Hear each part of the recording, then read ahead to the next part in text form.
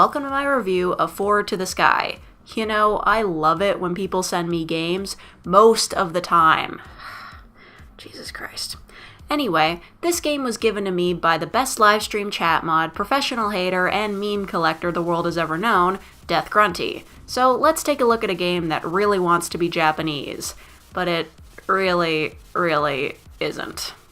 Forward to the Sky is a game made by indie developer Animu Game. They are, in their own words, a small group of anime/game fans who make anime-inspired games. So despite what you may have thought initially, this is not a game from Japan with a very poor English dub.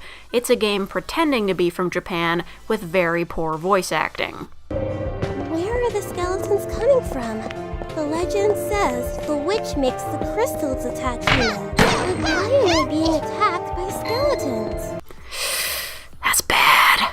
But this isn't a game made by some Western anime fans, because unlike Yandere Simulator, where the dev is clearly American, Animu Game is definitely made up of people who speak English as a second language, if their grammar is anything to go by.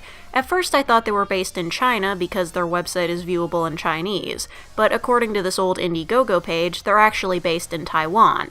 I only bring this up because the game is voiced in English, looks like it's from Japan, but was made in Taiwan. If this game was meant to dupe Western anime fans into buying it thinking it's a dubbed Japanese game, I say well done. That's some decent trickery right there. Anyway, let's get to the game itself, where you play as a princess who either didn't have a name besides Princess, or I just can't remember it.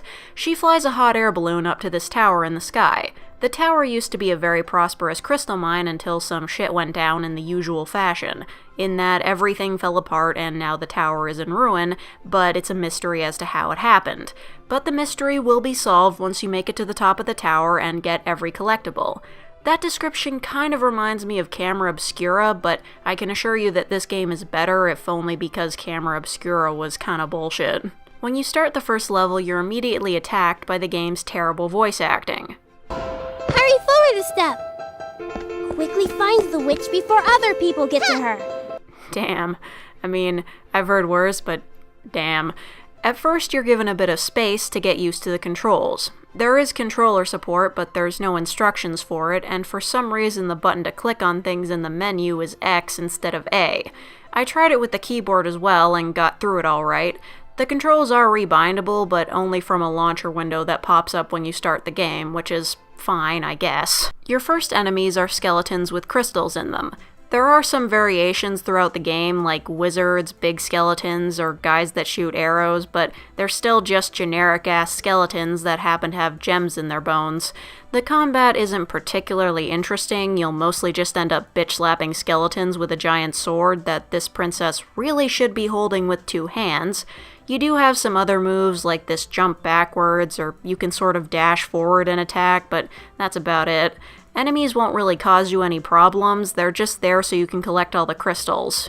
Oh, right, I forgot to mention, you have to collect all 100 crystals in each level to unlock the backstory of this witch that resides in the tower and supposedly cursed everyone that lived there.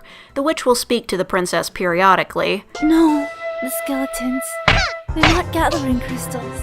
Yeah, she's not the best actress either. It seems that these two lowly girls are the only real characters in the entire game, but I guess that shouldn't be too big a surprise. Is now a good time to mention that the only other game this developer has made is called Panty Party? Anyway, the majority of these crystals actually come from statues that you break, but sometimes getting to them can be a bit of a chore. Seriously, having to find every collectible just to get the full story. Weak. But I guess the puzzle solving that goes along with it is kind of interesting. Now, you all know I'm not so great when it comes to puzzles that require me to think in the third dimension, but the puzzles here are rather simple to figure out, with the exception of sometimes not being able to find a statue and missing out on part of the story. But the story really isn't all that interesting anyway, so whatever. The thing I find the most confusing about the puzzles is how different they are from level to level, almost to the point where the game seems kind of inconsistent. Like, one level will have puzzles based around windmills, another will have sections where you can float in the air, another will have you rolling around on giant boulders. It's not just a boulder! It's a rock! A rock! A rock! It's a big, beautiful old rock. Oh, the pioneers used to ride these babies for miles. There's even one part where you step on a button and it changes gravity until you reach another button, but it never happens again.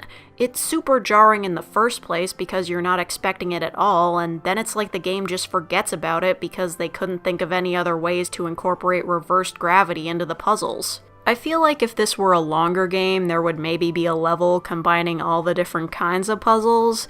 As it is, there's only 6 levels and each one will maybe take you 20 minutes at most. I am glad the game has the decency to drop you back at the tower relatively close to where you were if you happen to fall off, but it's a bit awkward how it does it. Like, oh shit, I'm falling. Oh wait, never mind, I'm suddenly back in the hot air balloon without so much as a fade to black. It's not a big deal, and I appreciate the game allowing me to continue as quickly as possible, but it's still kind of weird. You know what else is weird? Glitches. Yes, I'm back to my old habit of breaking games by playing them. Like that time in Arkham Knight. Oh my god. Come on, the glitches. He's using the computer through a dead body. I might be able to reconstruct the full set of prints. Are you serious? I can't see the fucking screen. There's a dead body in front of it. Oh my god. Or this old classic.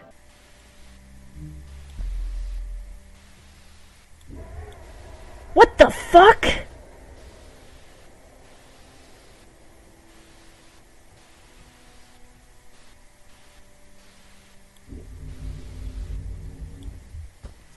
Did you guys just see that shit?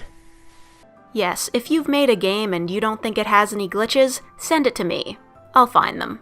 Failing that, my mere presence will likely spontaneously create some. The glitches in Forward to the Sky aren't extreme or numerous, but they are there. Oops, my bad. Oh, god damn it. Wait, what? That one was just kind of weird. Yeah, the game crashed during the final level. It only happened once, but it still happened. Yikes. I guess breaking games is in my blood. It's not exactly as glamorous as being a Dragonborn, but some people just have their own specialties, okay? We're done here. Forward to the Sky isn't a bad game, but it's just kind of average and short. But it's also only like $8, so it wouldn't be a big waste of money if you were to buy it on a whim just to see if you liked it. So, yeah, the most I can say about it is that it's not a total waste. Make of that what you will. Anyway, big thanks to Death Grunty for giving me this game. May the legacy of your memes be eternal. I don't know what I'm reviewing next, but jigsaw puzzles are still on the table, by the way. And by that I mean there's a jigsaw puzzle on this table that I've set the camera on. So if you want to see what's next, subscribe and the next review will be posted soon. I promise. And thanks for watching. We'll see you next time.